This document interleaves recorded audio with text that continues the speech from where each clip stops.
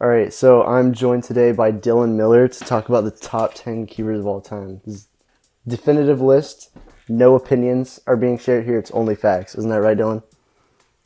That is absolutely facts. This is the objectively correct top 10 keywords of all. That's why we formed two different lists with different keywords on them. Exactly, yeah, yeah. Because we're only spitting facts, our own facts. Okay, so we have some criteria here first, and then, like I said, we have our own two little lists here. We'll um we'll talk about like one and two first, just because I mean Felix and Max Yeah, obviously pretty are the set in first two, stone. and Yeah, then obviously the meat of this video is like 3 through 10. So yeah, to just talk about the criteria first, stats aren't everything. Obviously, like how many golds someone has isn't going to play too much of a factor into where they are, or like someone having more. Like obviously, no one's going to say like Kaijin Lin is a better keeper than Timon just because he has like twice the amount of world records or whatever, right? So obviously, we yeah, gotta play it by ear a bit. You know, who's had more of a legacy on cubing, and obviously some points to just kind of sticking around in the game for a long time versus just like kind of popping up in 1 year, being super successful, and then just dipping. Obviously, there'll be some people on that we'll talk about, but it's, there's probably one name that yeah, comes to mind first for that. But yeah. we'll get to that. Next one is like world's performances and everything. Obviously, if we're talking about like the best cube solver of all time, we're not gonna say Stanley's better than Zane just because Zane hasn't won Skib at Worlds before, right? 'Cause, I mean, it's just down to Yeah, one round, right? And yeah, for sure. obviously, cubing is so volatile and so messed up at a top level to just like any one round can go so wrong for anyone. It's not. It is, we will give bonus points. Obviously, world champions are still world champions, but it's not everything. Yeah, for sure. And then Yeah, last thing is bonus points for like developing methods. Obviously, we're gonna talk about some people that change the game in cubing more. That's a different field than just doing what everyone else did before, just better, right? Same yeah, with for sure. same with popularizing that knowledge too. Negative points if you withheld information, you know. Yeah. So, and then lastly, I don't think it's possible to make this video without making everyone mad. So, well, Definitely, yeah. we have a master list of every cuber, so everyone's getting a shout out in the beginning, and then from there, it's just our opinion, obviously. That's why I have Dylan Miller with me making this video, because we're just so different in our backgrounds of cubing. Like, Dylan is everything 3x3, and I'm everything not 3x3, so Everything else, yeah. that's why we made our own different lists, and then we'll collute it together into our own one final list definitively at the end. Yeah, the Right? master list, yeah. So the the last thing we'll talk about before that is just like how valued an event is. Obviously, the 3x3 greats of all time are going to be at the top of the top 10 keywords of all time, right? Because that's what we all get into it Yeah, for. for sure. But so do you Yeah. want to talk about kind of our little tier list here of event I importance? mean, yeah, so this kind of loosely follows like the amount of people who've competed in every event. It doesn't that's not like one for one what we did, but obviously like if you're the best of a larger group of people, then that means more. 3x3 obviously is in a tier of its own, right? It is the cube, started everything else.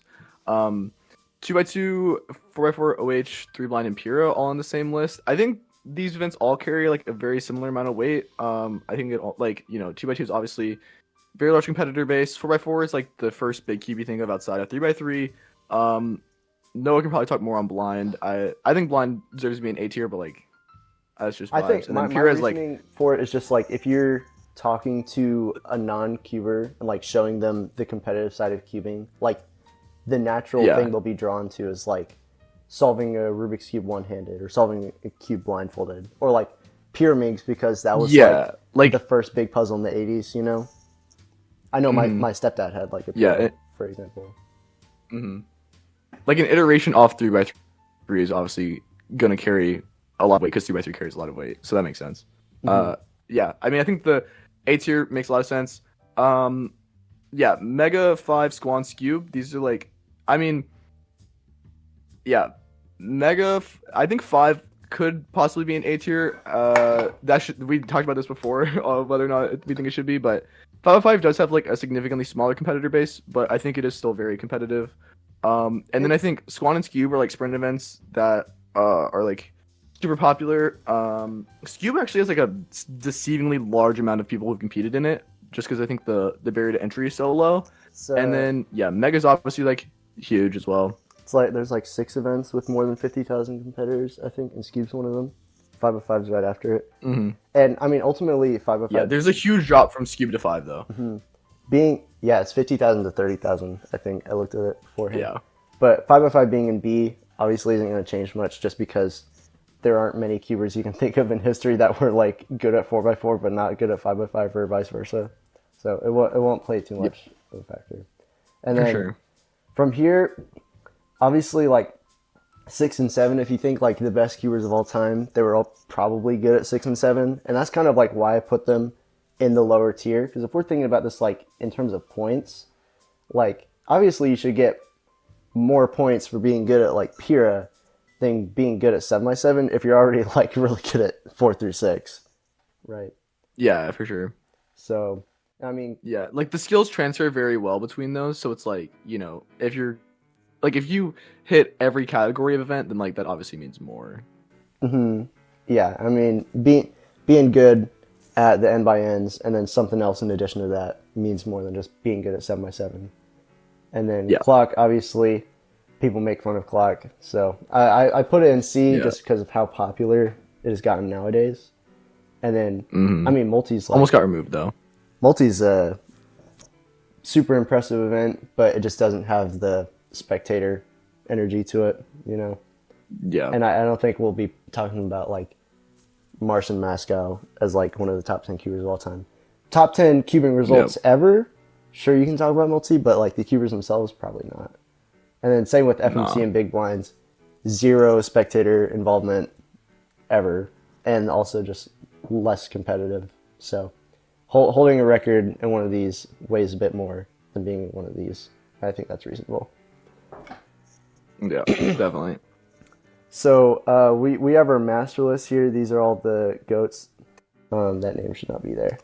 So everyone here, I think these are all the people that we're gonna get comments on, arguing about it. So, and then Yeah. we're gonna. Notable enough career to like be a part of this conversation. Everyone here pretty much has held a world record. I think the only people in here that haven't held a world record are like Fush and Luke Garrett. So you can, Alex Laus had a world record? oh yeah, no Alex Lauer, Anthony Brooks either. But so you can very easily quantify like their influence on cubing, Yeah. So I think with this in mind, we'll talk about our own separate lists here. Yeah. Building off this, everyone from both of our lists is from this pool of names, right? So first we got our snubs. So I'll let you start this one. We both have 4, right? 4 snubs. Yeah, yeah, I think I saw what your first snub was. Yeah, Mine's the same. I had Scalpel. We both put Stanley. I'm trying to not scroll As my each first other's snub? name. Yeah. I had Stanley just because I think like obviously, very good all arounder. I mean not like the greatest super solver of all time, but like still like He has sub 7 6'4". at a point where that meant something. And then very good at other events as well. See, like super dominant and big blind. I think the thing that was just kind of holding Stanley back was like his main dominance. Like he's very good at blind as well, but like his main dominance was big blind, and like we kind of discussed, that's like one of the lower tiered events. Just because like spectator involvement and stuff and such, and like the 4 and 5 blind are like I am not the most knowledgeable on this, but I'm pretty sure like very transferable skills either way. So if you're goated at 4 blind and like dominant, then of course you're goated at 5 blind. He has had like some comp when it comes to like Hillpong, I'm pretty sure. Like Hillpong had WR for a period of time, but Mhm. yeah, I think the main thing that boosts Stanley's career is the big blind, and like yeah, if that's like the most dominant thing, it's like it doesn't get weighed as heavily as someone who's like super dominant and maybe like a more popular event. Yeah, I just put Stanley because we're gonna have people that did similar things for their events, but then their event just isn't big blind, you know. Yeah. Yeah. And we'll talk about the other all rounders because I have some of them on my list, but I think that's just kind of the difference is does Stanley do the all rounding better or does he do the records better? Which I don't think he does. So my next one is Drew Brads. Did you put him on yours? Oh, he didn't make my top 10 or my snubs actually. Wow. Some 2015 Cuber you are. Yeah, Drew. What nationals did he win? Did he win 15 or was it 16? Shoot. I want to say it was. I think it was 15. Yeah, and then I think it was Lucas in 16. Yeah. He won the Pavon year. Drew. Yeah. So Drew is one of the few examples of being really good at 3x3 and like a side event like Pura. So like if you think normally the goats of cubing don't have that like side event prowess just because, you know, the skills transfer more to like end by ends than side events. But obviously I think Pura holds quite a lot of weight. And he's definitely, if not the GOAT of Pura, he's definitely like top two. You know, he's won Worlds twice. Would have probably won 2015 Worlds as well if he went. Yeah. I don't know. Outside that, he contributed a lot to Pura. Obviously, he didn't contribute to the Pura meta now because we're all using like L4E instead of top first.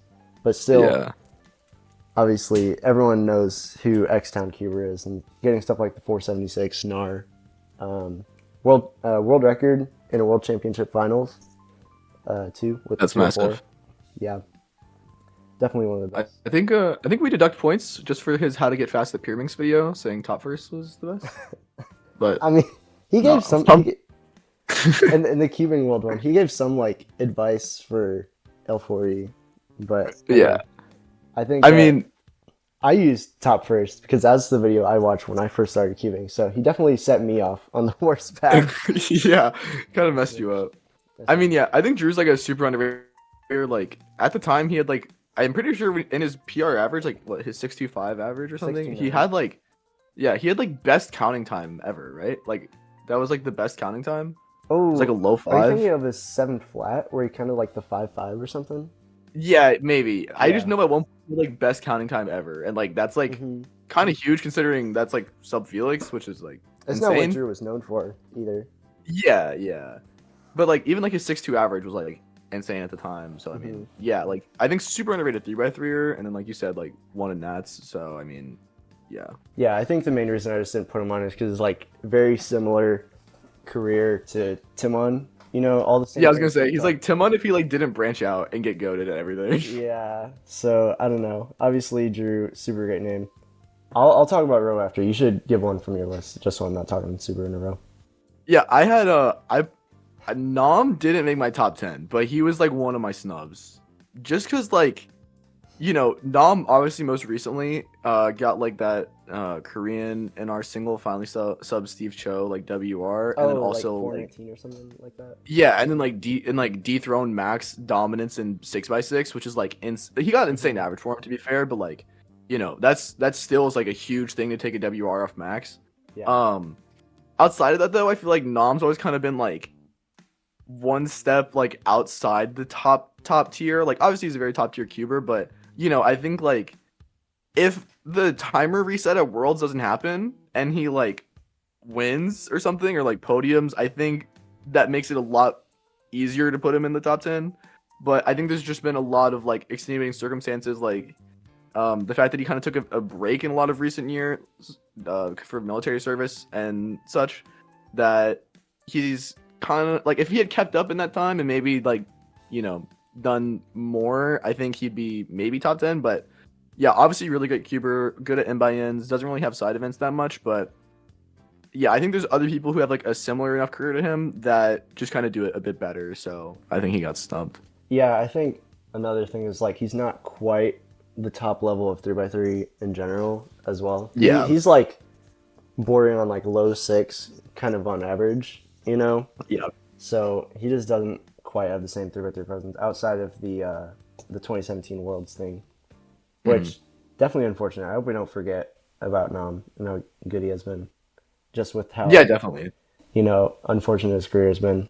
Definitely one of the best, like top 50. He also is like, this could change if he like takes 505 WRs soon, because we have seen him show potential to break those, because he did have like sub WR 5x5 average on cam, that he then deleted. But yeah, So my next one, I put Ro Hessler. I think just a testament is how long he's been around, and I Yeah. think even like Ro's got like the character. I don't know, he's very. I was almost gonna say protagonist energy. That's crazy, but I was just thinking about like the Side of the King video he made, dude, I was about to say, yeah. and then like the fact that Ro cheated in blind in like 2009 or whatever, but then he came back and now is like the best in the world at multi. Like that's kind of crazy. Like 14 years later. Mm-hmm. First sub 3 2x2 average as well. 3x3 NARS outside of that. He contributed a lot to Square One as well. Yeah, he was very good at Squan. He made the first OBL doc, I want to say. I remember looking at that. So first one like gen actual OBL algs. And little known fact, he tried doing OBLP back in 2018 and he gave up on it and said it was too hard. But I do not know what this is, but that sounds good. OBL prediction, yeah. Oh, I see. That's kind of crazy. He also did like the seminar on Square One in 2016. I don't know. Kind of crazy. He's had a far reach on multiple events. I think if he does end up getting the multi WR, he'd have like a better chance. But Yeah, for sure. still, definitely a very respectable keeper outside of that. You want to give one? Yeah. Yeah, I don't really have any takes on Ro, but yeah. My last were Hayes and Egdol. Yeah, I think Hayes, I wouldn't say dominant in 5 through 7. Feliks was pretty much the same level as him majority of the time, so kind of deduct some points. And then the fact that he was never like the greatest 3x3 solver, I think kind of detracts from his career as well. I think some people would kind of snap throw him in top 10 just because it's like, you think of like the most prominent cubers of like the last generation. It's probably like, Feliks, Mats, Kevin. But he's done a good amount for the community. He did like a bunch of the max part breakdowns, making some stuff more digestible. Tuesday tips were like really huge. Yeah. But I just don't think, he was dominant enough in enough events to like make it there. And then same thing for Edgol. Like I think when we did this last time, when we went through this, like Edgol was like, we think we had him 10, but I just don't think he makes it, because obviously like his sum of ranks is like insane. You look at like his best peaks in like every event and it's like unbelievable. He did have 2x2 WR average, which was like probably his most notable thing, and then like Squan single. But yep. I think like the 2x2 WR is like the biggest thing on his career. Plus the fact that he's like very good in a lot of events, but I still don't think that puts him above some of the people who were just like better peaks and more specified things. Yeah, I'll give my thoughts more on those two later. But I did not have something else to say about that. So my last one, I put Sebastian Weyer. Interesting. I don't know. I feel like Dylan said prior to doing this that he put one name that wasn't in our list originally back in there, and someone tells me that it's Sebastian Weyer. Really, really good keeper, and I think he's just outside of mine. I could probably interchange one of the names with Sebastian Weyer. He podiumed at Worlds 2013 and 2019. So that's not only just 2 Worlds 3x3 podiums, which is almost unprecedented, but such a large gap in between there too. Yeah. And he got the first sub 7 3x3 average after Feliks as well. And then obviously having like 20 4x4 world records as well. Yeah. And also like remember in 2017, he won 4x4 Worlds with the timer reset that he got DNF for. And then he still came back I did not remember that. Yeah, No. the same thing that happened with Nam happened with Sebastian Weyer. But he was just goated. Hmm. Yeah, and like Felix was like still good at 4x4 at this time. Like he had comp, but Sebastian was just like a little bit ahead the whole time. So Hmm. yeah. Yeah. What did they? Was Sebastian in the Red Bull thing? Did he win the Red Bull, or was that? Oh, I don't know if that was like him or Philip or something or Max. I don't know. Yeah, I remember both of them like did a promo for it, but I don't remember Yeah, because they like who tied actually or won something. that. Yeah, Like, oh my God, twins. That was the the best twins one. tied. Yeah, Oh my wow, god. Yeah. something like that. Well, yeah. I mean, that's it for my snubs. I'm chilling. What were yours? So like Stanley, Kevin, Megdal, Nom Edgel. non-Megdal. Okay. Yeah. Yeah, so Which tough snubs, but. I think both of us are gonna have snubs in our top 10 list. Yeah, so Yeah. you go first. You go first. You give your 10th. Okay. Well, do you want to do 1 through 2 first? Just get those out the way. Oh yeah, yeah. We'll talk about 1 through 2. So Felix and Max, Yeah, very definitely. clearly. Yeah, that's what you. Yeah, I don't know if it's what you clicked on the video for, but I mean, I guess if you want to know if Max is above Felix, which he's not, and Yeah. the comparison I was making was like between LeBron James and Michael Jordan. It's like people are speculating that LeBron's trying to like stay around in his career despite being like super old just so he can get the numbers eventually to be better than Mhm. MJ. But you can't just outplay or outdo what MJ did for basketball. Same with like Yeah. it doesn't matter if Max overcomes Felix's number of WRs. Like still Felix is Felix. And Yeah. what's the face of cubing from 2009, 2019, pretty much? Yeah. Felix's like utter dominance and the like just in the cubing scene in general was just something unprecedented, never seen before. Like he got WR's first comp, right? By like a pretty decent margin. Second comp. Second comp. Yeah, like to be the best in the world since your second competition and then to carry like a 10-year time span is just like insane. Yeah, I think the amount of dominance Felix had in the time he did just I don't think can be outdone by Max, even though Max is like very clearly the second best cuber of all time. Yeah, I just don't think he's ever going to be able to dethrone Felix. I think anyone who came up in a time where Felix was like best in the world can never see it any other way. Felix is just always going to be the GOAT, and I don't think there's like pretty much any conversation around that. Yeah, Felix with the first sub 10, sub 9, sub 8, sub 7, and sub 6 3x3 averages, all of them. Yeah, like just absolutely insane. Max is obviously really good, but we kind of see him now start like Felix was holding on to like everything, right? Like Felix even had like a 4 blind world record, bro. Yeah, Like one full one. And also, I recently heard, I don't remember who I heard this from, but Felix was also the first person to start one-looking 2x2 solves. Just because, like, okay, that's if you look, so Rowe had 2x2 WR before Felix. If yeah. you look in Rowe's WR, he gets a 4 mover and he doesn't one look it. So, That's I insane. just looking at circumstantial evidence, that would seem to be the case. But still, if Yeah. that's true, like, that's even more buff to the Felix name. Yeah, I mean, bro's just insane. We see Max kind of losing his dominance in 3x3, like as of recent. Take like even losing local competitions that normally he would just easily sweep before. So, and of course, like he just lost 6x6 WR. So I mean, like still very clearly one of the best cubers that we have at the moment. But we do see that he is a human. And I mean, of course, Felix had like his knock. He didn't even make semis at Worlds 2023, but unfortunate competing conditions. But either way, I just think Felix will always be my go, at least in my heart. Yeah, Felix held on to 3x3 and lost big cube world records. Max has lost 3x3 world records and held on to big cubes. So Yeah, I definitely think Felix about that. for sure. I don't know. That's about all there is to it, to Max versus Felix. I think the one last thing is just that Max, I don't think, has ever really been the face of cubing as much as Felix. Because, I mean, if you think after Felix kind of stopped being as competitive in 2019, 2020 to like 2021, we already started seeing like Timon be the up and comer for 3x3, and then Ruhong gets WR right after that.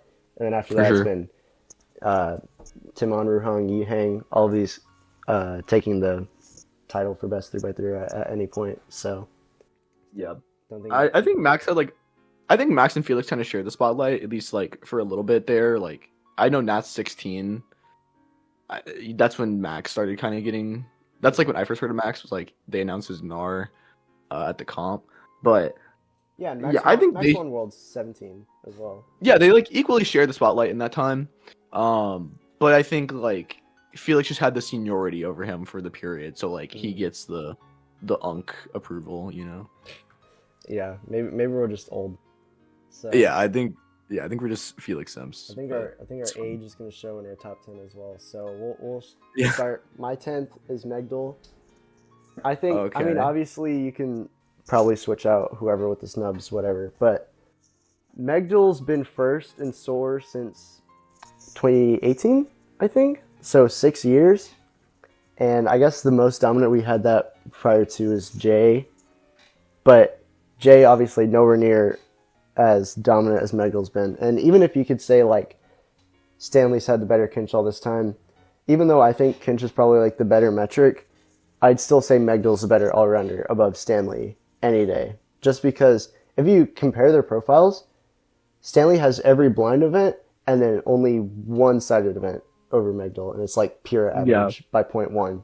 Megdal's just better at every other event, and he's like, sure, Stanley's like 2 minutes better than 5 blind, but then it's like Megdal has 2 seconds better than square one, and like similar stuff across all that. Like it's similar, just because big blind isn't as developed or competitive as much. I think like if Megdal spends like a summer on big blind, he could get to like that low 2 area as well. Versus make up that gap. I don't think Stanley could match what Megdal has been for this whole time. I think just because he's been like the cuber's cuber for so long. I don't know. That's a good way to put it. That's really the main thing. Is just if you look at his profile, just how good he is at cubing and how good he has been for quite a while.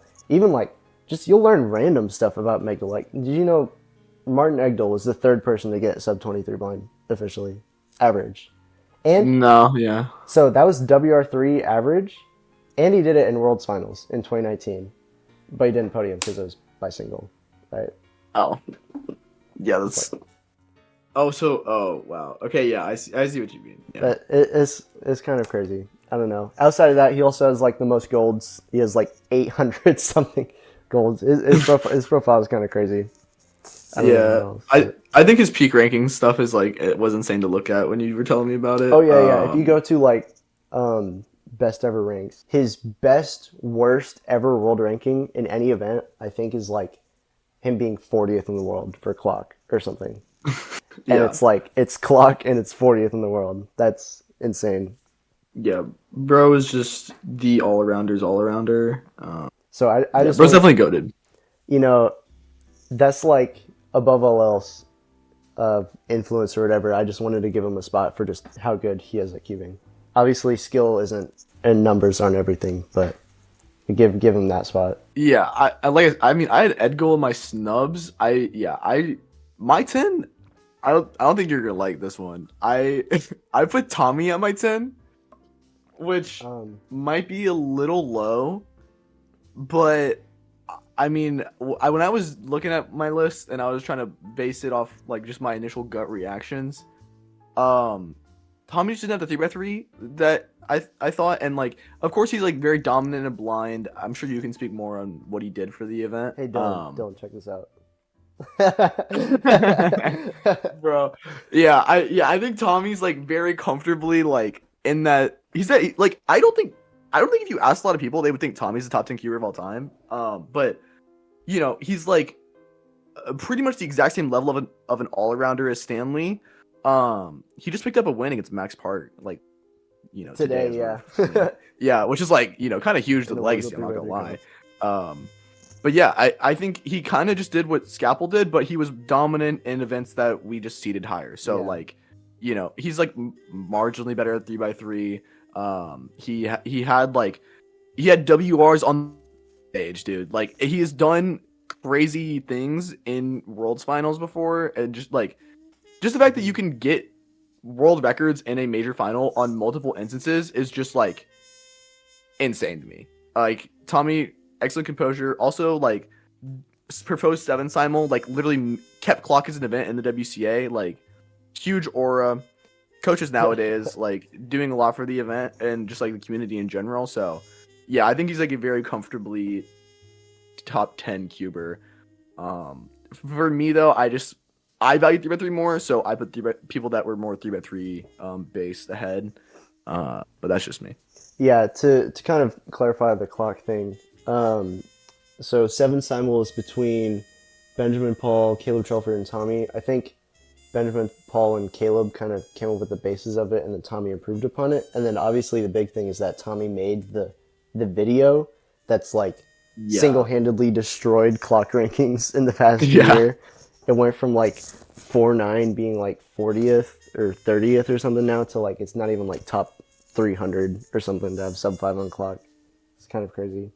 Even if clock is rated lower, it's like there's not many videos they can say in cubing history that just completely changed one event like that. Yeah, exactly. And then outside of that, like Dylan said, 3 blind is infinitely just more competitive than big blind on any stand. And another thing is just like 3 blind is just the more optimized one. It's like 3x3 versus, I don't know, 6x6, right? Obviously there's more room for error and leeway in a 6x6 solve versus 3x3. And just like with 3 blinds, if you make any single lockup, it'll cut you like a second. And there's so many hard algs and finger tricks that you have to get good at in 3 blind. So it's kind of crazy to see how successful Tommy's been in the championship settings, like 2023 nationals and worlds. Like if you look at the history of like championship finals and worlds, 3 blind is probably like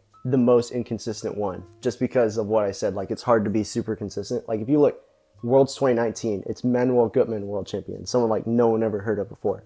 Same thing in 2017. I don't even know who it was. It was some random Polish guy, and then Ishan Agarwal, who was the best at the time, getting second. But still, Tommy, and I just know personally how much work he puts into like optimizing and practicing every single 3 blind alg, and it shows with how successful he is at those championships. Yeah, like you said, like before we started, like Tommy did streams like 10.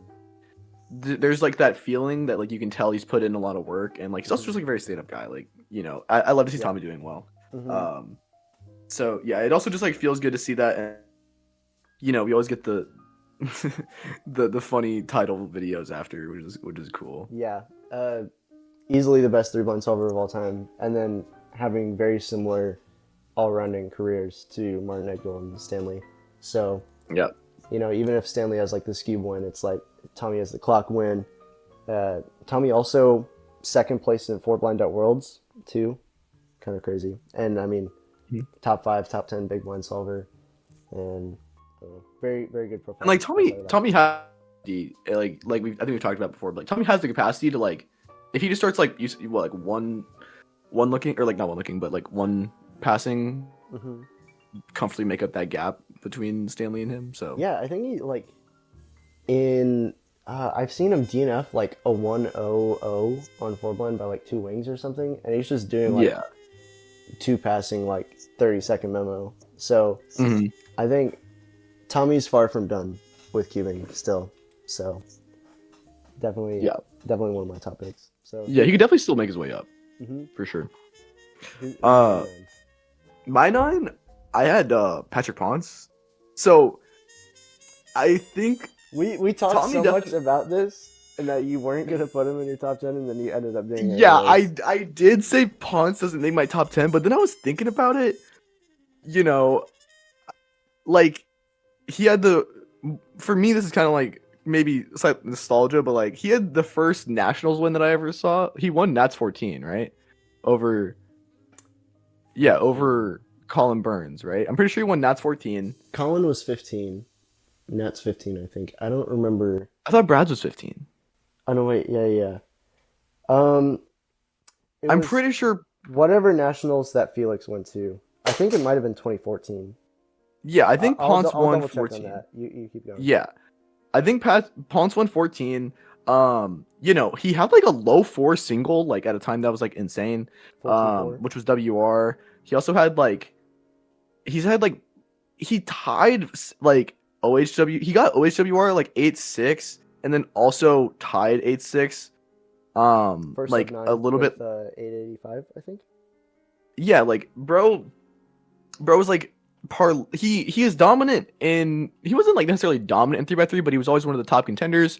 And then also like at this point, I think he's more known for OH, but he's also like very solid and like he has like a really solid core of like 3-5 mega OH, and like in all those events, he's been like very highly ranked at some point. And then like he's like not bad at like 6 and 7 or whatever, but that's not obviously what he's known for. Yeah, so I'll correct you on that. 2014 was Colin Burns. Okay. It wasn't until 2016 that he got second in 3x3 at Nats. And then second in 2017, didn't podium in 2018, then won Nats 19 as well. Yeah. So I mean, he's placed very well in like nationals. It's just I guess Patrick Ponce is just kind of an aura pick. He also got third at Nations Cup 2023 at Worlds. That's kind of huge for your boy. His one Worlds podium is second in OH at 19.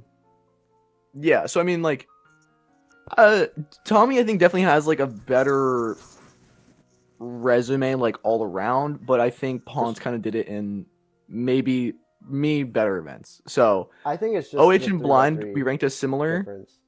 tiers. And yeah, I think like just the 3x3 WR and just kind of like the dominance over like a long enough period of time in 3x3 is kind of what makes me put him up here. If Patrick didn't get the WR single in 3x3, would you still put him there? Probably not, no. Yeah. But like his 4-2 was pretty huge. Also, did he have any other WRs? 424 was NAR, by the way. It was his 469 that he got WR. Yeah, 469. Yeah. From Feliks' 417. 69 world record and then 4-2 NAR, which is still his PR to this day, actually, which is kind of crazy. Yeah, I don't know. I think he also won 4x4 at NAC 2022. Yeah, which is kind of silly. But yeah, he's actually looking at a profile now. Yeah, Nat 16, second and 3, 4, third and 4. Like he's actually been a very solid 4 over like a long period of time since 2018. He podiumed in 5 at Nats 18, 19, and then 2023 he's podiumed in 5. So like that's actually a lot better than I thought. So yeah, I don't know. I think he holds a lot of stuff and then yeah, it's the WR single for me. And also he got color neutral in like a week, dude. That's like insane. That's like a goated Patrick Ponce moment. He's also European champion. Did you forget that? Yeah.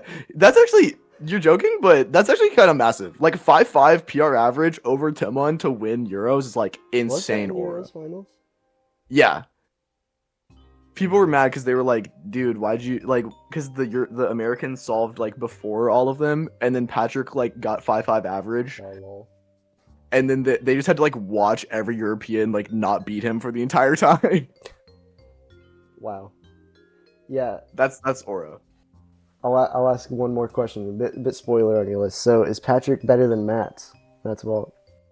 Yeah, Mats isn't on my top 10. Mats isn't on my snubs. With 2 WR singles instead of 1. I mean, yeah, sure. But I don't think Mats only had like 3 and 4. He didn't really have anything else. Like, I think Patrick had more of an all-arounder capacity. And also, like, his OH dominance, I think, just makes up for that. Like, Mats was never dominant in event. He was in fiddle to Feliks. Even though I love Mats, like, Mats offered me, like, his spectator ticket at Nats 17, maybe Nats 18. That's a crazy, and that was, like... crazy Dylan lore. Dude, yeah, that was actually insane because he was like, "Dude, you didn't make finals. Like, do you want my ticket?" And I was like, "No, it's okay. Give it to someone else." But like, yeah, he's like a super stand-up guy. Like, very well off now after the Volk time, and like he Yeah, just runs richest keeper. triathlons or whatever. Yeah, he runs triathlons in his spare time. Like, I love Mott's, but I just give the edge to Patrick because Mott's was never dominant in anything. Patrick has OH. All right. So my number 8, I put Kevin Hayes. Ooh. I again, I could put this in whatever order, change people out. So me, when I started cubing, it was like Felix and Kevin were like the two big cubers now. Prior, because this is not prior to, I think it was like right around the time that Max might have gotten 3x3 WR average. Mm. But like still, Kevin Hayes had more of the name than Max Park would go on to get. So that's kind of like what his role was for me when I started.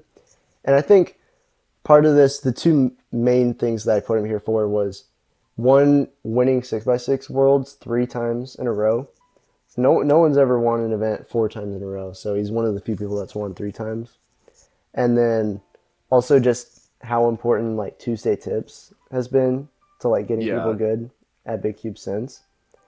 And I mean, I don't know. I feel like Tuesday Tips carries enough of that weight to justify it. I don't know. He also had like a Twitch presence, like that. I think was kind of one of the first big guys to take advantage of cubing Twitch. Mm-hmm. That's also true. did like about that. world record analyses on like Max a lot, and like I think made a lot of what Max does very digestible to like the layman. The 147 and the 59. Yeah.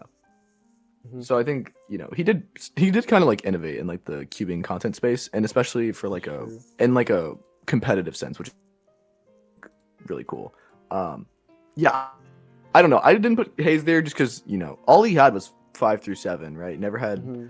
He had 4 like forever ago, I think. Like he was like pretty good, but he was like a late adopter of Yao, so that held him back ever since. Yeah, and like I mean, I'm a big cube hater. So it's still yeah, it's a little interesting. But I mean, I love Kevin. Like Kevin did also get the first sub 2 on 7 as well. This is true, yeah. And he had like the Hayes 7, which was like the best 7x7 at the time, like by far. Only it came out 6 months prior when it was supposed to. Yeah, if only he didn't take advantage of the inaccessibility of it. But yeah, I think the Hayes 7 was huge for like the event as well as a whole. Yeah, I mean, I think Kevin could have made my top 10. I just think he only had 5 through 7, which kind of held him back in my eyes because I'm more 3x3 focused. But yeah, definitely like was one like a huge name. People don't really think about him now like that unless you were around at that time. But yeah, the names were kind of like Feliks, Mods, Kevin. Like those were the 3 cubers of the time. Do cubers after 2019 like think about Kevin Hayes very much? I don't know. I feel like he's just one of the names you'd know. I went to a comp with Kevin like 2023, like late 2023, maybe like early 2024, and he shows up, and then like only like one kid asked for an autograph from him. Like he was just like, "Hey Kevin, can you sign my mat?" And he's like, "Yeah, sure." And then he just like dips because 6x6 was done. So, yeah, he's kind of phoned it in at this point. Like he's retired so many times. I think it's kind of become a point. We had a list for the most times a cuber's retired in cubing. Yeah, he's number one for top 10 retirees of all time. But yeah, I mean, I don't mind Kevin being in top 10. I think it's just personal preference, like who you think should be there. That's kind of crazy. At a comp I went to with him in 2018, he was like swarmed by kids. Dude, exactly. Like even at Worlds 2023, like I didn't see that many people going up to him. Like I was just chilling with bro, and like there wasn't much motion. He tried to come back. He was on the grind for the 7 podium at Worlds. Yeah, didn't happen, but yeah. I mean, still been around for a long time. You got like 6. Like the 6x6 pop explosion video that everyone knows. Dude, I was going to mention that earlier. That was like 2008 or something. Yeah. And like, he did the video of the underwater cube solving as well with like the he did have world record for most cubes underwater. Like I remember seeing that in like America's Funniest Home Videos or something. Like that was a big TV moment, I guess. Mm-hmm. Yeah, I think he also did a lot for Nakamura. like people's competitive mindsets. Like he made some of like the first videos talking about like how to compete well, and like even recently he was doing a stream and like Oh, yeah. was just discussing some of these things. After like the Yihang controversy, he was talking about it, and Yeah. yeah, it was interesting. He just made the video about the like Timon Euros reg thing as well. Oh That yeah, yeah, was yeah. He really has, that's actually he is people to really be very vocal about his grievances with the WCA and some of the things that have gone on. good. Pretty So I'll give him that. based. Yeah. All right, so what's your number 8? Eight. Okay, I had Sebastian in my 8. Oh, yeah, that makes sense. Because two-time World 3x3 podium, multiple time 4x4 world record holder in a time where Feliks was still super dominant, which I think is huge. Mhm. Yeah, I think Vire's like a great option to put here. I don't know if he won the Red Bull thing. I need to figure that out. But stuff outside of cubing isn't that.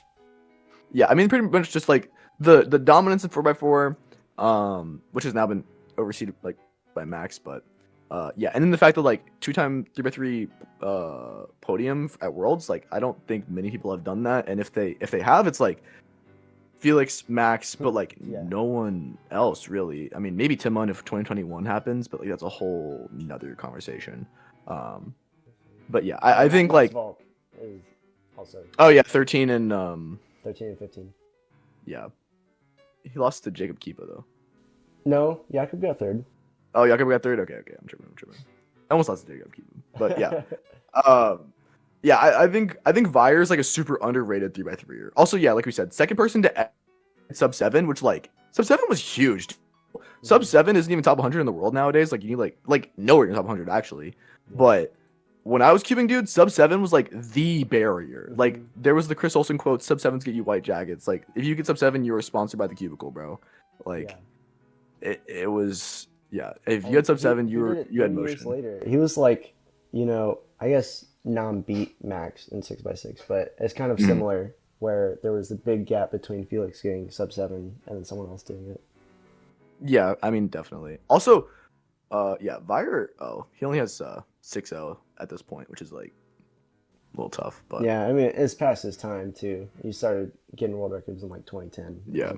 Dude, I've been conflating Philip and Sebastian, bro. I was like, dang, Sebastian has 5'6" nowadays. That's crazy. Yeah. It's like, no, it's Philip. Yeah, he also had like, is Sebastian white only or is Philip white only? One of them's white only, but Philip is white only. I think Sebastian probably does like yellow sometimes. I don't know. Yeah. Either way, like at the time as well, they were some of the fastest solvers that weren't CN, which is like pretty big deal. You like that? Yeah, dude, they were on the meta, bro. They were on the meta before everyone else was. I'm just saying. Yeah, I think but I think Sebastian's like definitely top 10 cuber all time. Very good cuber. Yeah. Maybe could snub him. Yeah, I mean he just had the world records in 4x4, which I mean you have to give some value to like not world record results just because like world records can get like really hard at a point, like the 654 3x3 average that Felix had. So getting some 7 still has a lot of value. But that's the main thing is you just had the 4x4 world records. Mm-hmm. All right, so my number 7, I already forgot who it was at this point. Oh boy, so Yu Nakajima. There are 2 names that I think me and Dylan are probably going to talk the most about, and this is going to be one of them. So Yu Nakajima was the face of cubing in 2008, like 2007, and I'm pretty upset, but I'm sure you've seen these, but you had these like YouTube videos with like 10 million views or whatever, where it's like 3x3 6-second solve, and it had like G-perm or something, and then like videos of them doing like big cube relays or other random 3x3 solves, and all of them super popular videos. He's like nuked his channel now, which is very sad to see. But face of 2008 cube and won Worlds 2007 as well. But outside of that, I'm unsure. Like I'm unsure where Yu Nakajima goes on here, just because there is value in doing really well in cubing at a later point, just because it's a more competitive era. But then obviously you have to give value to being the face of cubing as well. So like, like when Feliks was getting into cubing, it's Yu Nakajima is the guy to beat. But Hmm. at the same time, I guess it's hard to say just because, there weren't as many comps back then. But Yu Nakajima did only have the two WR averages, 11.3 and 11.2, and then the two WR singles as well. Yeah. I'm And I like think like I'm arguing against myself as to why you shouldn't yeah, be your knock against you last time we discussed this was that every had was like either held for not that long of a time or was barely record. So like Yeah, so his other world records outside of 3x3 were a 5x5 single, and then a 7x7 single in average, and then an OH single. And all of these were like not records that stood very long and just kind of like blips in his competitive career. yeah. But Uh, obviously I have to do that just because Yu Nakajima has such a big weight and value to his name, especially if mhm, any older names are gonna watch this. Is like Yu's kind of their hero. yeah. Um I will say also like you at this time in like cubing history like Japan was like really strong, right? Like before you we had like Maki. It Uh, was Maki. Mackey's from California. I'm pretty Oh my sure. god, I'm so dumb. Okay, Maki did that interview with Yu Nakajima, right? So like I've not seen we that. kind of got a look into you at the time, like that hotel room interview that was super Oh fun. no, Mackie is Japanese, but he's pretty much exclusively been to California comps. I see. Well, yeah, I will say I have you a little bit higher on my list than seven. Um, for me, it's an aura thing. The fact that Felix never gets into cubing without Yu Nakajima is insane. Um, he, yeah, he is like the reason Felix got into cubing, and I think that's like a super understated thing that people don't understand. Like his value at that time. I think what you kind of mean is true. Like his WRs weren't super dominant, but he was spread across like a decent amount of events. Like you know, championship podiums. Like he's podium in like literally like everything, uh, and also like wasn't he still like like some of ranks holder for Japan until like very recently? No, so Or am I so making so this up? we had this conversation. Someone told me that, and it wasn't true. But I think Okay, definitely did do every event at a point where that wasn't very common. yeah, And world records, I mean, five even world still records, now, seven by like seven. 8 minute five blind, like that's pretty respectable nowadays. And he did that Yeah, like that was from 2015. 2015 as well. Yeah, almost sub 1 mega in 2009. Yeah, I don't know. I think like the numbers don't support you as much. I think for me it's an aura thing It's just and it's his. just like a legacy.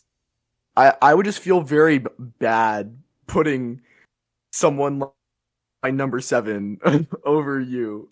Um Yeah. so I that's just mean, my reasoning. it's hard for us, I guess, to understand what it was like then. And I mean, Yeah. equally so, it's hard to gauge what all he contributed to cubing with that, just because like there's no resources that he posted online, and obviously the internet was very different back then. And I mean, Yeah. it's hard to gauge how influential those videos that I was talking about now were to Yeah. getting I people into cubing. I was actually just I was looking at his channel right now. He has two videos up. It's Worlds 2017 14 second single and a 10.56 single from what year is this? 20 or 2007. So almost Yeah. 20 years ago. And almost every single one of these videos is or every single one of these comments is like this is the reason I became a cuber. This video marked the inception of my journey into speed cubing. Absolutely awesome. Like even like a old head from my old Texas comps commented and said this video was featured on the Japanese YouTube blog. Like it's like he was huge at the time Hmm. and you know it's insane the way that I think his image and like name goes way further than I think what the stats would ever tell. And yeah, we can't really fully appreciate that, but we can get unks to tell us Yeah. stories and about you. And, and maybe it's his just how he like, was. the Japanese just didn't have as many comps back then, so we won't ever really know. But Yeah, I don't know. Big name, obviously. So who's your number seven? my number seven. This is gonna be controversial. I have Yihang as the seventh best keeper of all time. I think he's my six. Yeah, he's my six. Yeah. Like, okay, Yihang is the arguably he is more dominant than Felix ever was, in my opinion. I wouldn't. I No, wouldn't. maybe It's hard to say just because, like, obviously it's harder to be good nowadays. But the big thing yeah, is like the Felix 654, where it took 3 years for someone else to get sub seven. yeah.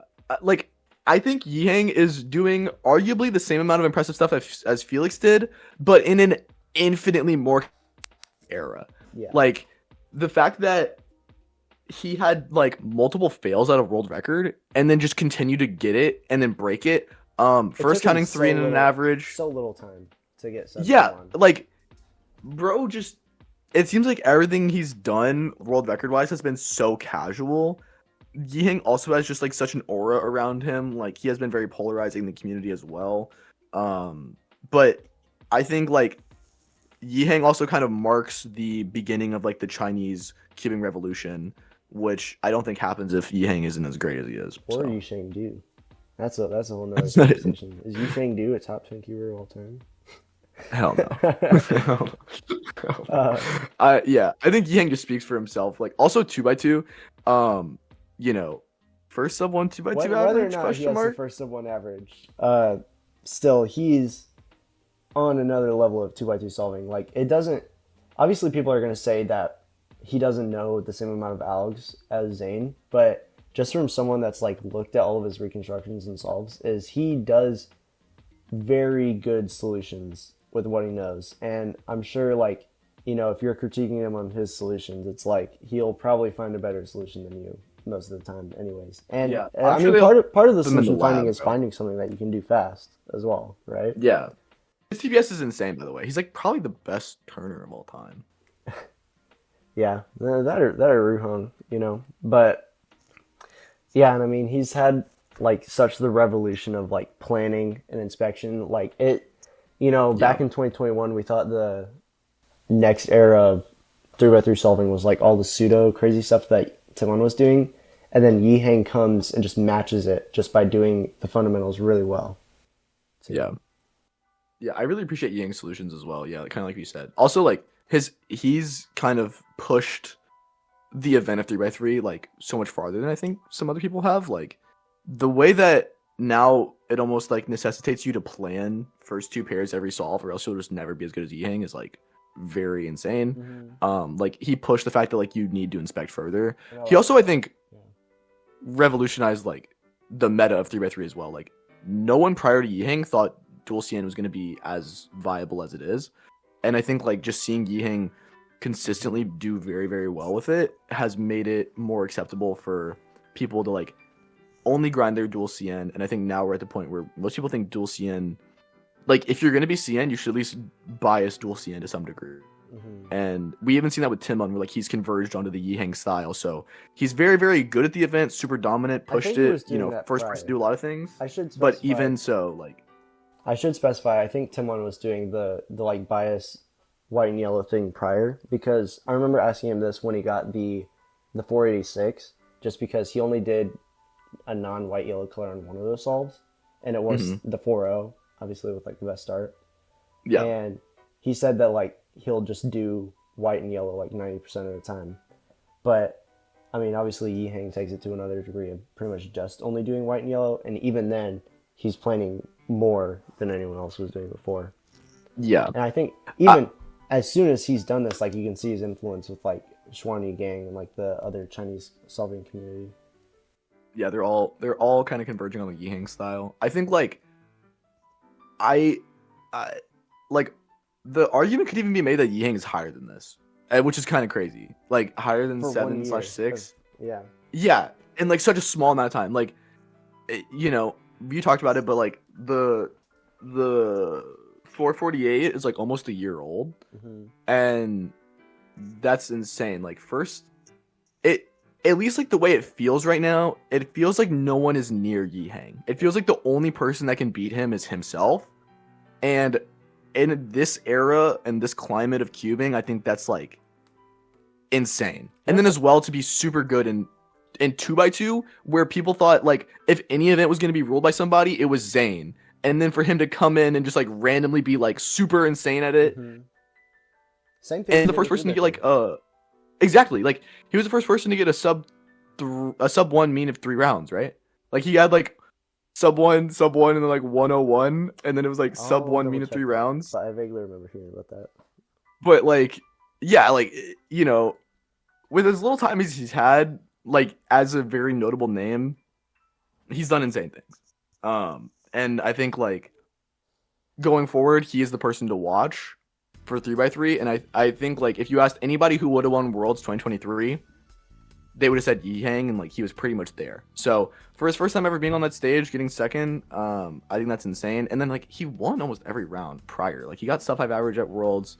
Bro. Yeah, and I mean, it is a different playing field, like I said, with the World Championship Finals, where it's just completely different mindset. And then like, you know, you could even like nitpick it, like, oh, Max got like the 9 move ZB and Olo skip on the last solver or whatever. But still, and even with like, regardless if Yihang got the first sub 1 or not, like he still did it under the same pressure and has been equally as successful as anyone else, I guess Zayn, but similarly dominant, you know.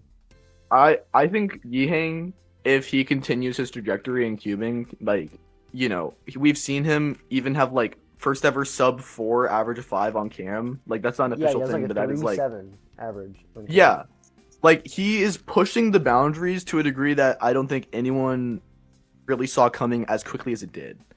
And yeah, like I said, just like the feeling that we have of Yihang, it's like it's pushed a new era of cubing. And yeah, I mean, maybe this is what people felt about you, but like, bro, Yihang's different. Yeah, that's kind of my thought process as putting him above Yu Nakajima. Is just Yihang's kind of become a similar face of cubing now, where it's, I guess, easier, you know, with all the cubing content coming out nowadays. But we can just so much easier quantify what Yihang has done for cubing. Yeah, and I mean, he did it in the more competitive era, and he's just better. And that's really just, to sum up what Yihang has done, is he's just done everything but better, and really put, you know, up the standards for keeping at a competitive level. And yeah, I mean, he has like a 5-1 official average of 100. Is anyone else getting close to that? That's insane. Yeah, I mean, yeah, he's the person to beat, and like for how dominant he's been in 3x3, it's like, and maybe he'll just get better. He's only 10. Who knows? You know, exactly. Like if he pushes himself, like if he still enjoys it for at least like 7 years, I think he's very good argument for top 3 of all time. If he continues the same like level of dominance and like unreachability, at least from my perspective, like, you know, he might be top 3.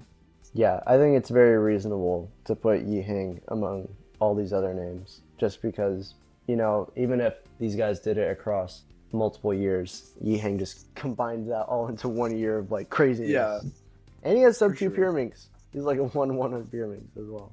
No, yeah, like, bro, it's clear he can just get good at whatever he wants.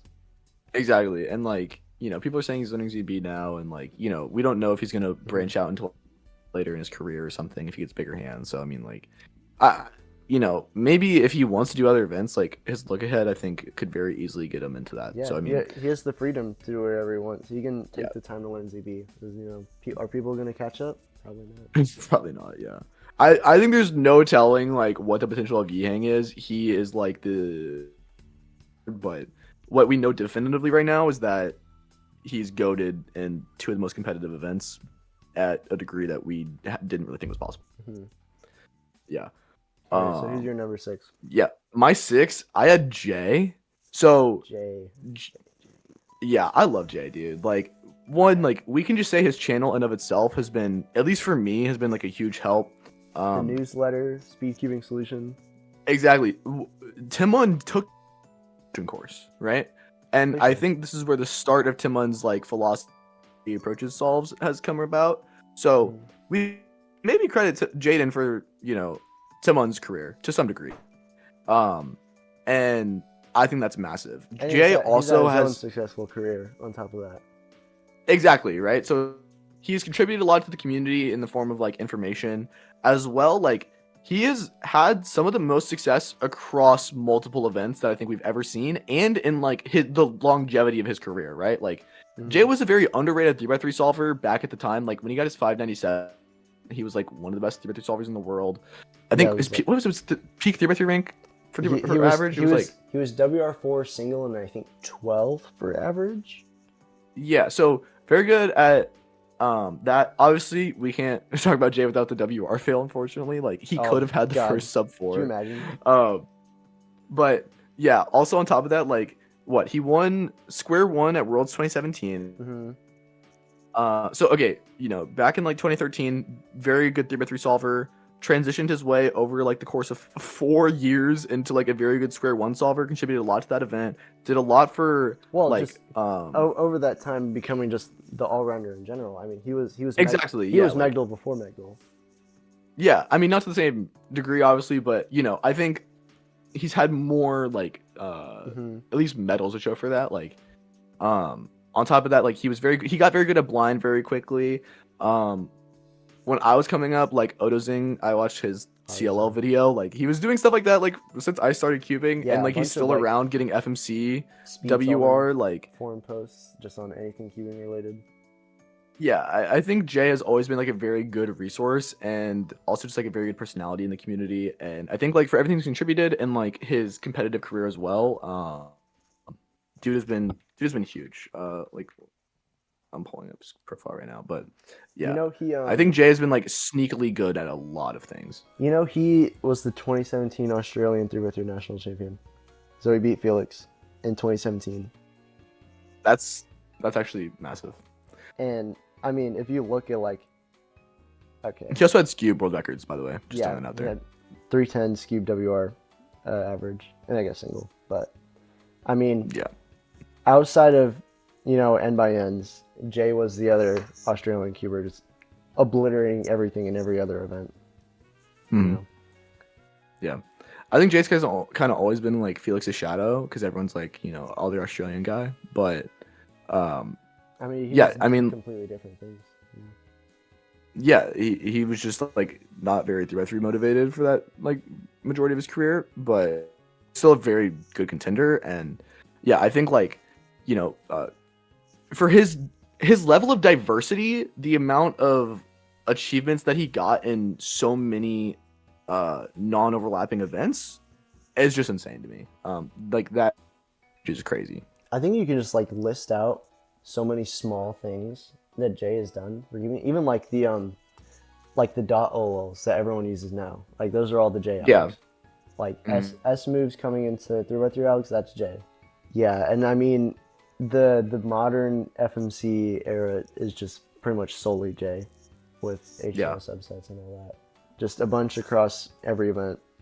Yeah, I feel like everything he's touched, he's made better. So And they're just how useful all of his content that he's made online is as well. yeah, he was like, and like the how I would coach Max Park videos. Hmm. No one had like ever done anything like that, right? Like he's critiquing the best of the best, and like at the time, I was always like, oh, like how are you gonna critique Max? But then he gives very good advice. I think like if keeping transitions to like a coaching type thing where it's like everyone has their own personal coach, I think Jay is like Yeah, number one we candidate. probably for that. both have to thank Jay in that regard. Yeah, like he even opened up the idea of making money as like a coach to some degree, and like Mhm. both of us are benefiting from that. So I think Jay very good competitive career, but I think more so just what he's done for the community and like his longevity Mhm. has been huge. Yep. Yep.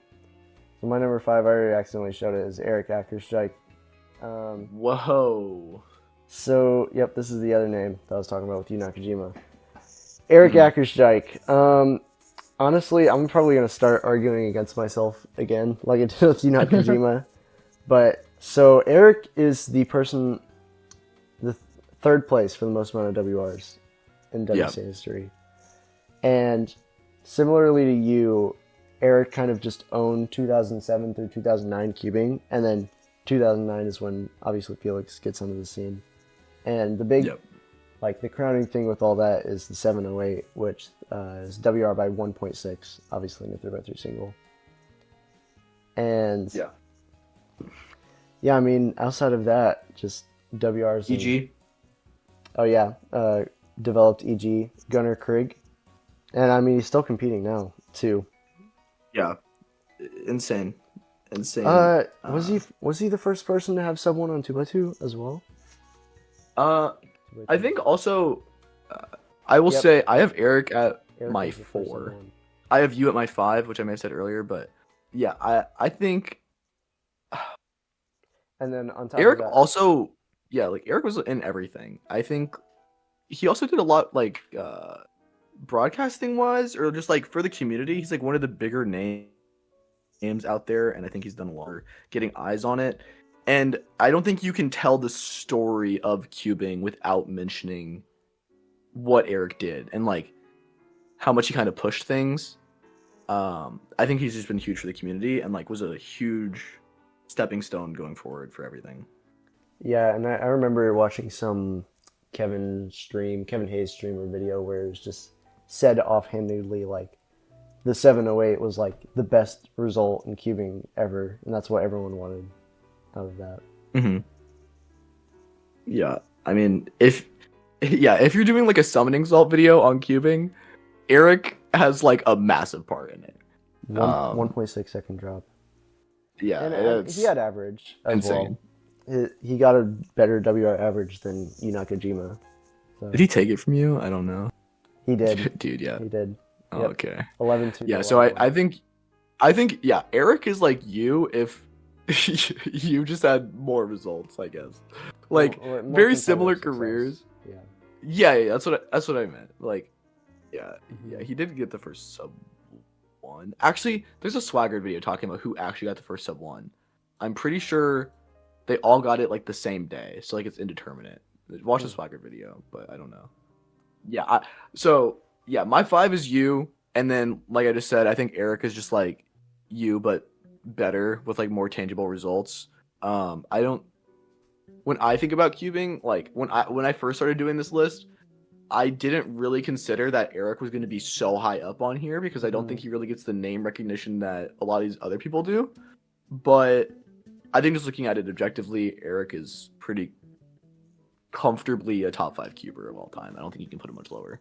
Yeah, it's likely that he contributed a bunch to like 4x4, 5x5, Megamix solving too that we just don't know about now.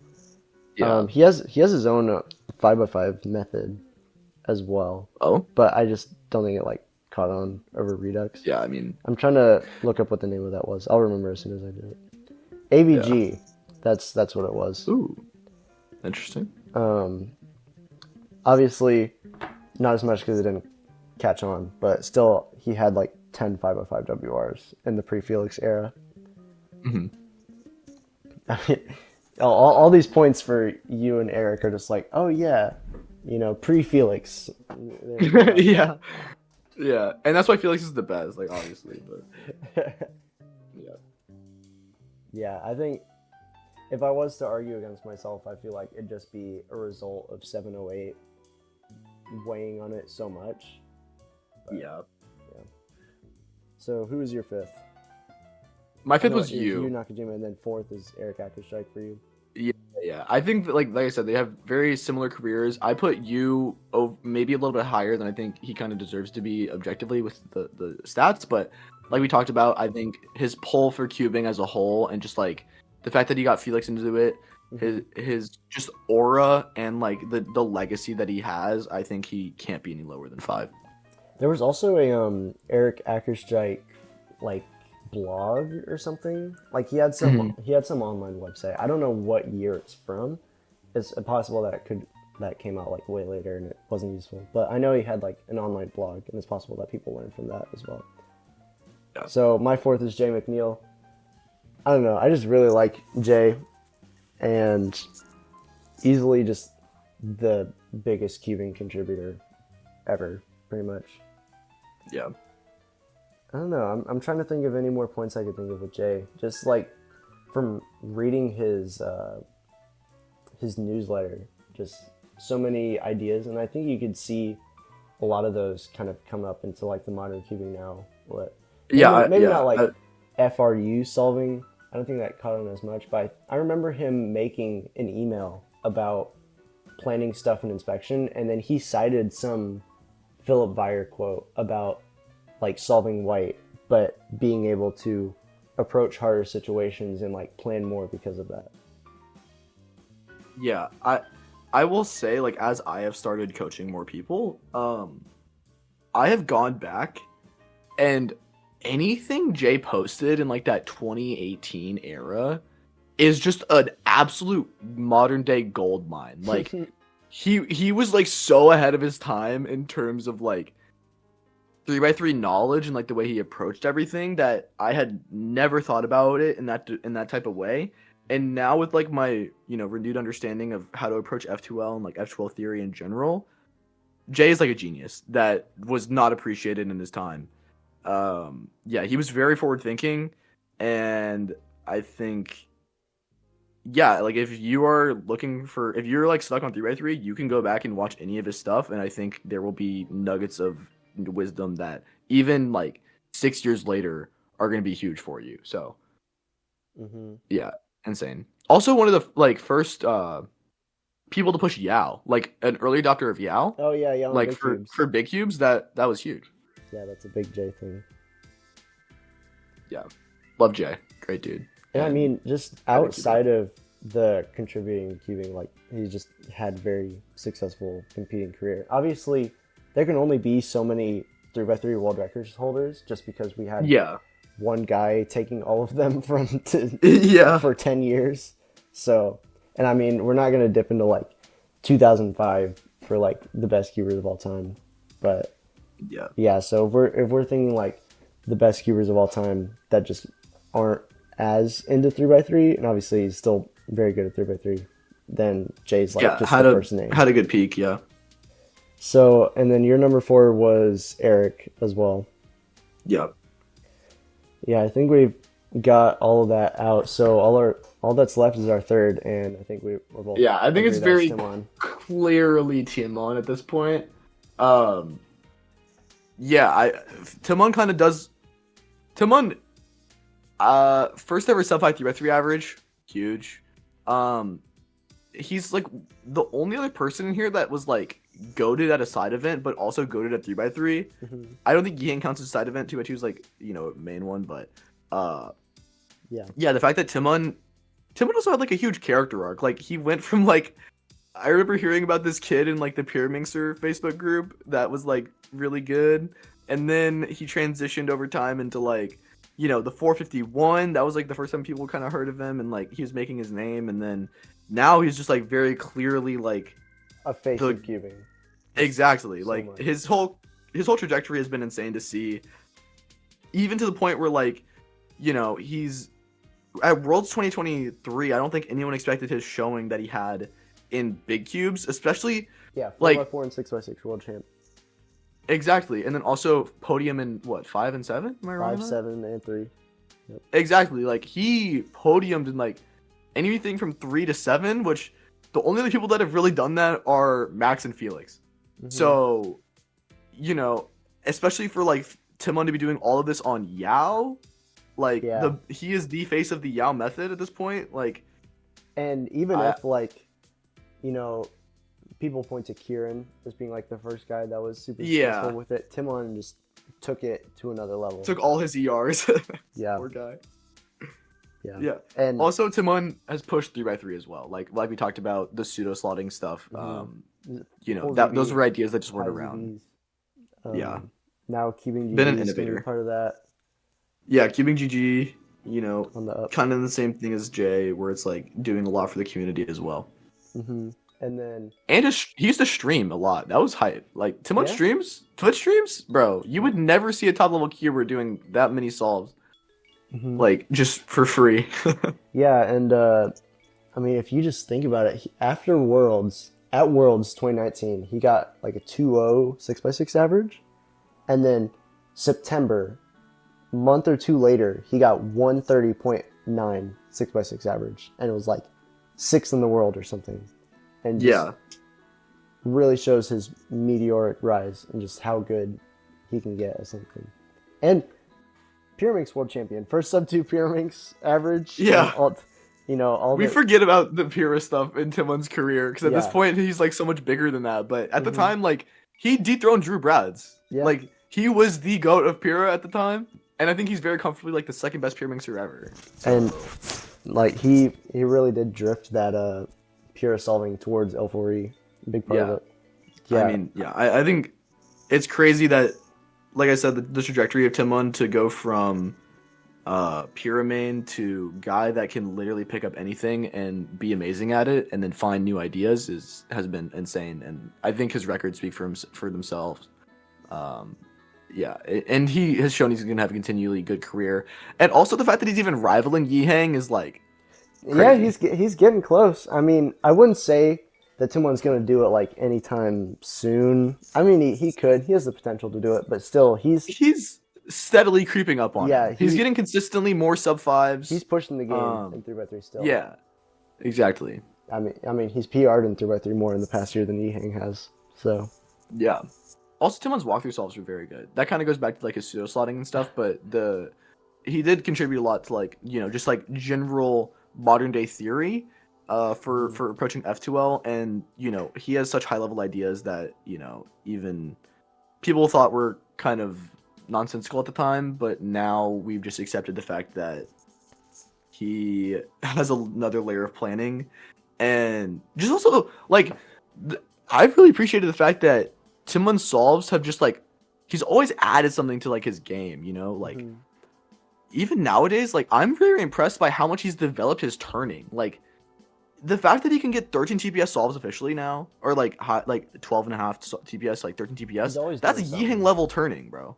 And for someone who we didn't really consider a turner to consistently build on his solving style every year and get better at what he knows he's lacking on is just like what I think every solver should like aspire to be. And he just does stuff like, learn all of Soon ZB just to try it, use it competitively. Yeah, and then just not even use it. even Decide if it's he bad. unlearned it, like he still did it. Yeah, yeah, And even like he's the first person to like really get successful with like those Pi ZBs and the HCBs as well. hmm I know when we talked about this with Timon, he was saying like Yihang's the best keeper ever, but yeah, bro. Bro's capping. yeah, I don't know. I think it's kind of crazy because I remember talking to Timon back in 2019 prior, like right around his 3x3 arc starting, Yeah. and now just like how far he's gone with cubing in that time.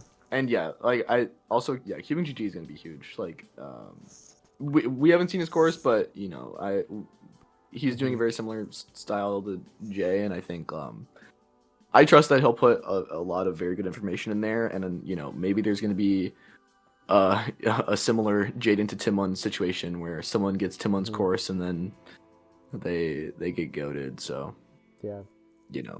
contributed a lot to the community, and then has just been like a very, very solid competitor. And the GAN SSL thing, I think that definitely plays a role into it Oh, as yeah, he well. won Like that you just not, as well. yeah, he beat Yihang. Like that's huge in of itself, bro. And hey, he is the last holdout for CN as well. So gotta say that. Yeah, there may be a case where Timon is on WRBP, like WR pace, and then he sees like a really nice red, and he's like, dude, this is his shot. Like He's gonna do it. it might save him one day. We'll see. But yeah, he's not even outside of the realm of possibility for WR at this point, which is crazy to say, but Yeah, and I mean he has the Like- sub 5 average of 12 officially as well, and like average Yeah. of 3 rounds and all that. He's the one doing Mhm. it. So yeah, that's my list and that's Dylan's list. So I guess we promised we'd make one last final one after hearing each other's thoughts. So yeah, we Well- can theory craft a top 10. We'll do 10 through 4 just because these three aren't as interesting. We know what they are. Yeah. So Okay, 10. Okay. Are we saying? Okay, I'm comfortable putting Tommy at 9. mhm. Actually, no. Tommy can go 8. That my thought process here is Above that I Kevin? think Tommy. Do we think? Okay, for me, I think Ponce's aura and OH dominance.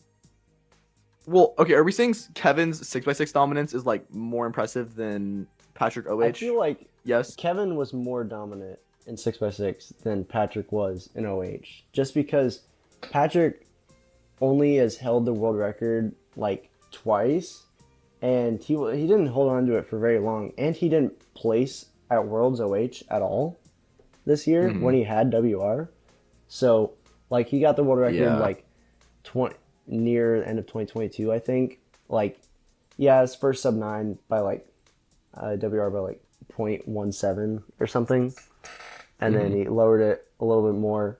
But then now, I mean, I don't know. It was like he was very good for like that 6 months to a year, but he wasn't dominant. He just had like the best result, and then that shows when Max got it, and then now SPD is pulling it out of the water. So I don't know.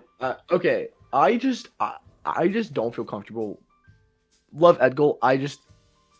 I don't think he gets the aura pick over Ponce. I personally would put I can put Ponce at 10, Kevin 9, Tommy 8. That's where my head's at. Ponce at 10? I don't know, because like, so Ponce's WR was July of 2017, something like that, right? And then Steve Cho got it in October. So like, does having WR single for like 2 months really contribute that much? Because I mean, I asked you like, if Patrick didn't get that, would he be on there? And it's like, probably not.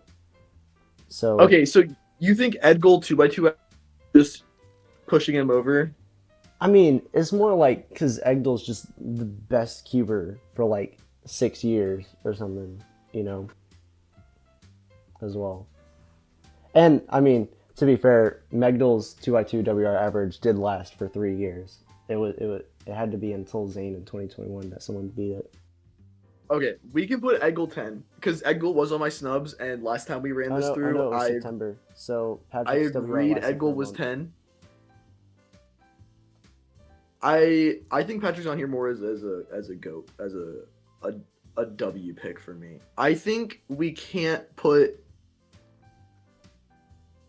I think Tommy's all around status and just the fact that Kevin is lacking in 3x3 makes it to where we can't put Kevin above Tommy. That's where my head's at. Okay, and I think the other thing with Patrick is just like, not obviously I don't value World's performance as much, but he just has the second place in OH the 1 year, and that's kind of it. Yeah, I can see where you're coming from. I had Patrick initially in my snubs, and then I subbed him out. I didn't even put so yeah. Neither of us put Matt's Volk in our snubs either, but yeah, poor Mods. Okay, 7. I refuse this new Yu Nakajima slander, bro. Low key, I'm about to be like, Yang 5. Yeah, I'm gonna do this, and then just like, Yihang. Bro, oh God. Because I feel like, let's say the next Yihang has started cubing now, they're gonna point to Yihang, just like Feliks points to these two, you know. And Yihang's records like lasted longer than these guys already. I know, it just feels so wrong. Dude, just with how soon he started. It just feels so wrong how, like, I guess you and Eric, I feel like, deserve the legacy pick. Mm-hmm. And of all, and TBH, of all people that we're putting ahead of Yihang, I think if we're putting Yihang ahead of you and Eric, he goes ahead of Jay. Like, But it's if different we're criteria though. Like Jay's not on here for like legacy or but not even Eric isn't just on here for legacy. He has the records of all time. That's huge. yeah. First sub 1 and 2x2, 1.6 second drop in 3x3 single. I would say Yihang's 448 is equivalent to Eric's 708. Mm-hmm. But the fact that Eric is more of an all-arounder and did it in like a bunch of different stuff, Yihang is I think Yihang is could very comfortably become the third best keeper of all time. I do not feel comfortable putting him ahead of Eric, at least for now. I'm cool with U7, cool. Yu was more, like, if we're being objective about this, Yu was more of a personality pick than Eric was, but Eric is the third most amount of world records of all time. I don't think he can go lower than 5. Mm-hmm. Yeah. I mean, my only rebuttal would just be that, like, he did it in the less competitive era. Which he I don't definitely know. benefited from, Yeah. but what is Yihang? I mean, Yihang has contributed to the community, like we discussed, but I think Eric did it in, like, more tangible ways. Also, I think he's been, like, well, Yang's probably been a bigger, like, face of cubing than Eric was. Like, Yang's probably done more for the popularity of cubing than Eric. Mm-hmm. But I think his pure just WR count and diversity of events and his, like, longevity just puts him over it. Like, even though he's not super dominant now, the fact that he's still around and Yeah. is still supporting the community, I think is huge. Yeah. And originally I wasn't going to put Yihang as high, but I don't know. I think I'd probably just put him just because, like I said, I feel like people will probably start pointing to Yihang in our next generation, just like Eric. But I agree. I see why you want to put, like, I think we could throw Yihang all the way up to 4 for real. mm-hmm. I think we just have to do our due diligence and respect our unks. just because of time. And yeah, if Yihang does this for like another 2 years, like easily 4. Mm-hmm. And then yeah, we got Timon, Max, Feliks. I feel good about this. It's crazy that Yihang's already 6 though. Yeah. I don't know. Whatever we do, we're not going to be comfortable with, so we'll just have to decide on something from there. That's going to be what it is. Yeah, I think this is a good stopping point. Good. And then I'm glad that we're favoring a bunch of different criteria as well. We have like method developments, all-rounding, 3x3 prowess, other events, stuff like that, all represented in here. yeah. Yeah, I feel good about this. until we stop feeling good about this. Yeah, right after we stop recording. Yeah, I think this is fine enough for now. Yeah. So, But God, and Tommy being 8th is crazy, but I'm good with it. I don't know. I think for me, there is just people that, given their, like, I've been saying aura a lot, but their aura, like, for me, it just feels like Patrick Promise is the top 10 cuber of all time. Because at least when I was coming up, he was like a person that I looked up to. It's weird for me to think my friend Tommy Cherry is a top 10 cuber of all time. Because Tommy's like my best friend as well. So, But like, there's definitely kids that, because like I've been to cons with Tommy and like he has so many kids lining up to talk to him. mm-hmm. It's crazy. So definitely the same as Patrick. It's just that I am like more in tune with him, so it's a little. I have a different perspective on it, so it doesn't feel like he's a top 10 cuber. Yeah, I would just say, my thought process is 3 blind, similar tier as OH. Like, the cube one-handed versus the cube blindfolded. And the two differences are Tommy's more of a, method development pusher, and he's been way more dominant and successful in 2 events versus, Patrick's 1. But then just Patrick has 3x3 over him. But then Tommy also has the all-roundedness over him as well. Mm-hmm. So I would just say Tommy's the more successful, better cuber over Patrick. But I think they're both from New Jersey as well, so... Yeah. And, I mean, beat Max Park today in 3x3, so... Can't count him out on 3x3. Yeah, that is huge for your boy. So we're going to call it there. Let us know if you agree. We probably won't care if you agree or not, because we don't agree with ourselves. So yeah, that'll be all. This is the final definitive non-opinion list. Thank you for watching. All facts. and we'll see you in the next one.